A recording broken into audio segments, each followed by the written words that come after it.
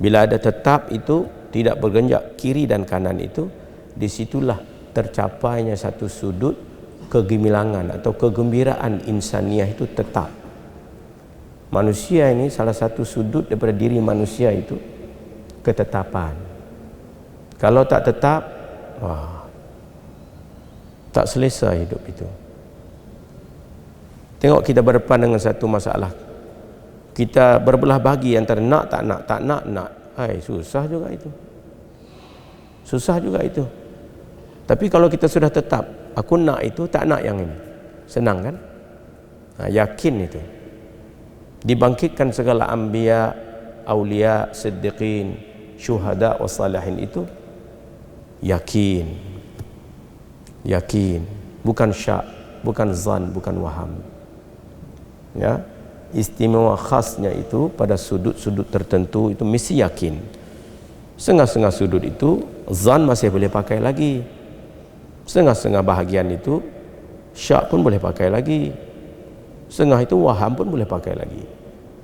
Tapi kalau bab kepercayaan, tidak boleh syak, tidak boleh zan, tidak boleh waham, mesti yakin. Ini bab kepercayaan.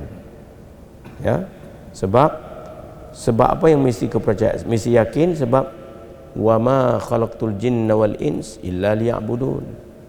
Tidak diciptakannya maqasid penciptaan itu liya'budun, ini liya'arifun. Maqasid, tujuan unggul pertama dan utama itu dijadikan masjid ini tempat sujud. Jadi tempat sujud itu kalau dijadikan niat qasad bina bangunan ini untuk tempat sujud, tiba-tiba tak boleh sujud, larilah maksudnya itu. Jadi tujuan asal penciptaan hujung kaki, hujung rambut manusia seluruhnya, penciptaan manusia itu tidak lain liya'arifun. Maka liya'arifun itu apa? Al-jazmu mutabiqulil haq an dalil.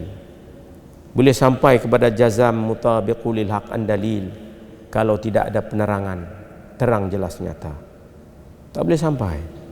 Jazam nak mengeluarkan syak zan waham, tak ada lagi syak itu, tidak ada lagi zan itu, tidak ada lagi waham itu, bahkan yakin.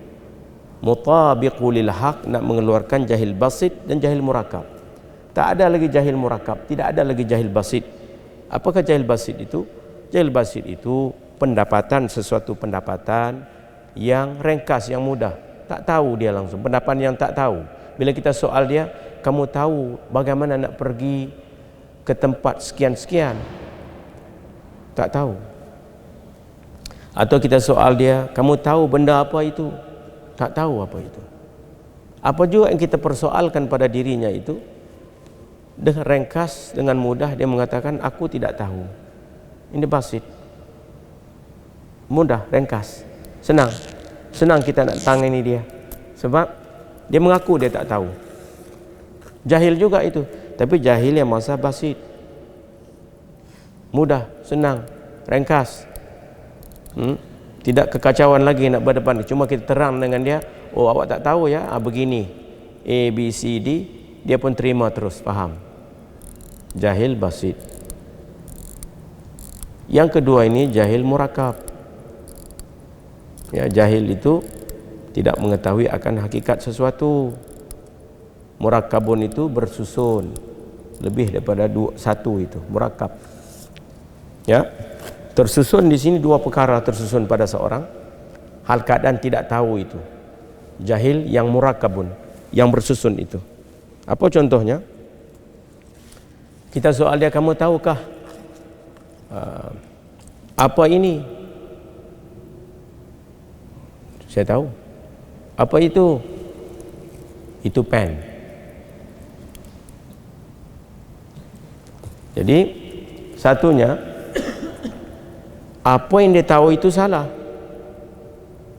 Yang keduanya, dia tidak tahu yang dia itu tidak tahu, sebab dia ingat dia tahu. Dengan sebab dia ingat dia tahu itu, maka bahagian dia ingat dia tahu itu bahagian menghitung dirinya seolah dia tahu. Sebab jahil murakab ini pada rupanya dia menepati pada orang yang mengetahui, pada hakikatnya dia tidak tahu. Jadi sukar kita nak depan dia sebab dia itu bercakap menggunakan hadis dan Quran, tapi hadis Quran yang dia cakap itu pada surah nampak betul, tapi hakikatan penerangan ma'ani yang tidak mufakat dengan wakil itu dia tak tahu.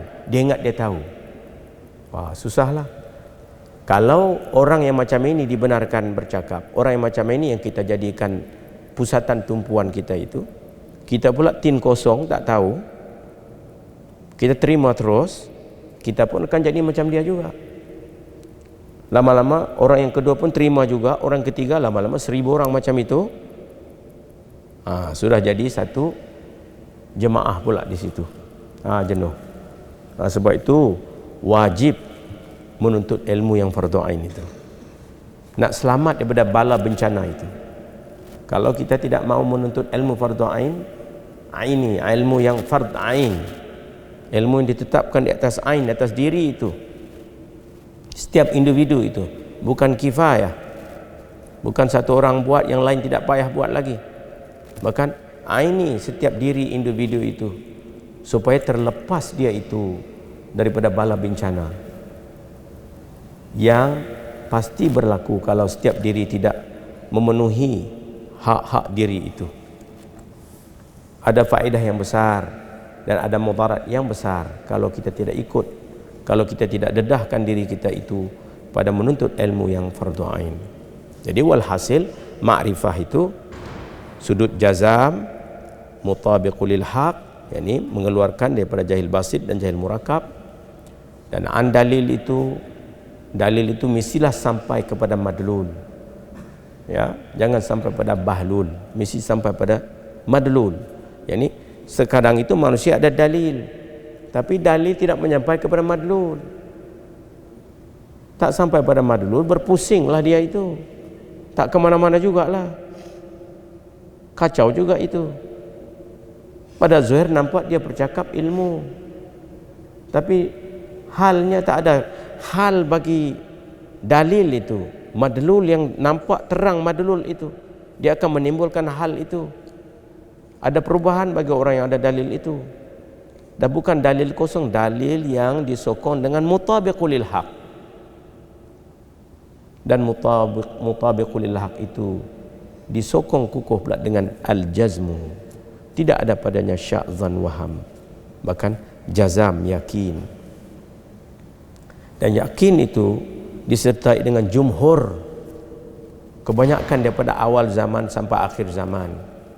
Begitulah apa yang diterangkan oleh ulama-ulama, guru-guru, kebanyakan jumhurnya perhimpunan itu begitu, tidak bersalah. Kalau ada golongan yang bersalahan itu qalil, sedikit tidak boleh dikira itu. Yang kira itu golongan yang banyak itu, jumhur itu. Maka di situ selamatlah pedoman manusia itu, pandangan manusia itu, kepercayaan manusia itu. Sebab itu bila sebut ma'rifah ini, al-jazmu mutabiqul lil haq an dalil, sudut itu.